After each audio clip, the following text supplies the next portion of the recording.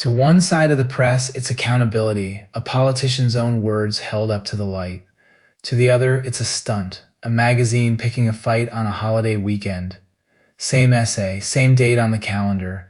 Two opposite stories. This is Media Lens. Exactly 10 years ago, before he was vice president, JD Vance wrote an essay that dismissed Donald Trump as, his words, cultural heroin.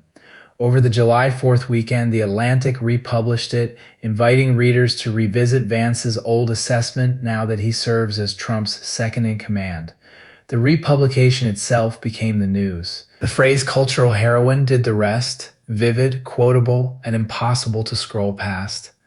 A line like that travels on its own, no matter who shares it or why. On the left-leaning side of the coverage, the framing centers on evolution, or reversal. Outlets like The Guardian walked readers through Vance's journey from vocal Trump critic to loyal deputy, presenting the old essay as a document that speaks for itself.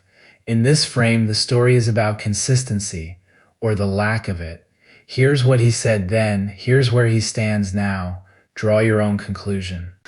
On the right-leaning side, the emphasis shifts almost entirely off Vance and onto the magazine.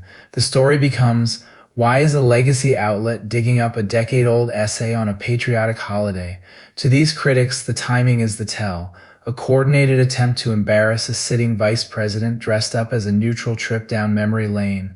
Same act, reframed from transparency to gotcha. Notice what each side leaves out. The accountability frame rarely dwells on the magazine's motive. The stunt frame rarely engages with the essay's actual content. Each version is built as much on what it omits as on what it says. A few outlets tried to hold both ideas at once, that Vance's shift is a fair subject for scrutiny, and that a holiday weekend rerun is an editorial choice worth questioning.